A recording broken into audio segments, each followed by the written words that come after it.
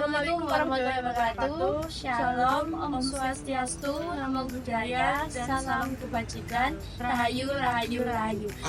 Apa itu sistem bebek lumpuh? Dalam kata arti dan sejarah.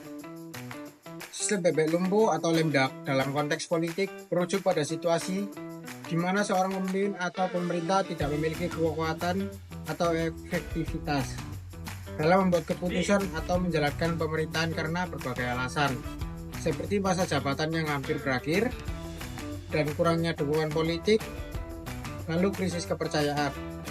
Dalam situasi ini, pemimpin atau pemerintah mungkin sulit membuat keputusan yang efektif atau menjalankan pemerintahan dengan baik. Lalu, arti sistem bebek lemdak adalah yang digunakan menggambar situasi di mana seorang pemimpin atau pemerintah tidak memiliki kekuatan atau efektivitas dalam membuat keputusan atau menjalankan pemerintahan karena berbagai alasan. Arti dari istilah ini adalah bahwa pemimpin atau pemerintah tersebut tidak efektif, kurang berdaya, dan sulit membuat keputusan.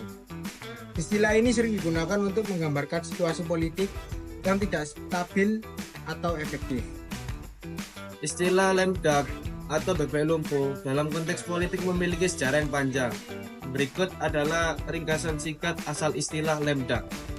Istilah lemdak berasal dari abad ke-18 di Inggris, di mana bebek yang lumpuh atau tidak bisa berjalan dengan baik dijual dengan harga yang lebih rendah di pasar.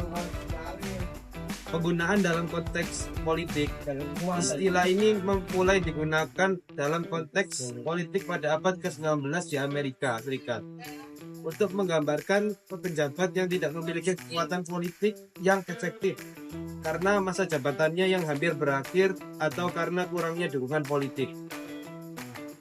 Seiring waktu, istilah lemdak menjadi lebih umum digunakan untuk menggambarkan situasi politik di mana seorang pemimpin atau pemerintah tidak memiliki kekuatan yang efektif dalam membuat keputusan atau menjalankan pemerintahan.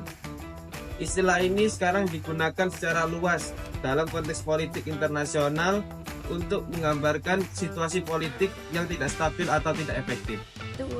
Salah satu contoh terbaru dari fenomena ini terjadi pada akhir tahun 2003 hingga awal 2024. Terkait dengan penanganan kasus polio di Jawa Tengah dan Jawa Timur, pada Desember 2023 ditemukan 3 kasus lumpuh layu akut akibat virus polio tipe 2 di 2 provinsi tersebut. Kasus pertama melibatkan anak perempuan berusia 6 tahun di Klaten, Jawa Tengah yang hanya menerima 2 dosis imunisasi polio tetes. Kasus kedua terjadi pada anak laki-laki berusia 1 tahun 11 bulan di Jawa Timur yang meskipun telah menerima imunisasi lengkap mengalami malnutrisi. Kasus ketiga melibatkan anak laki-laki berusia 3 tahun 1 bulan di Jawa Timur yang telah menerima 5 dosis vaksin polio namun tetap terinfeksi.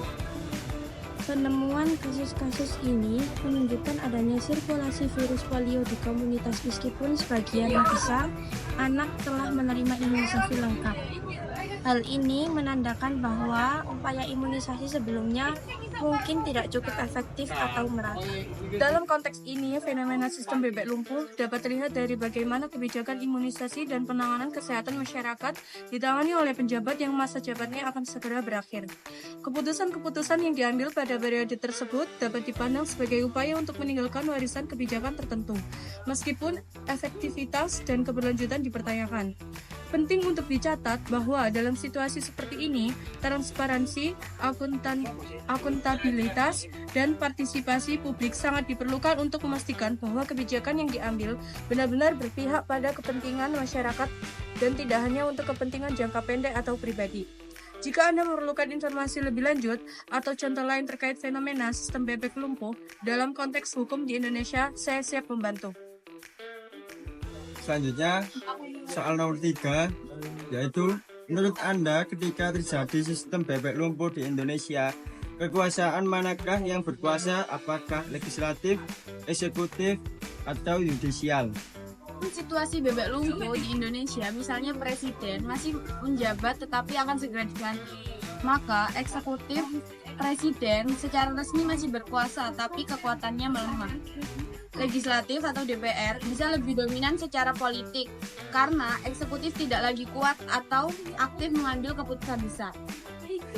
Yudisial tetap netral dan tidak mengambil alih kekuasaan. Sini kesimpulannya, secara hukum eksekutif masih berkuasa. Secara politik, legislatif bisa lebih berpengaruh.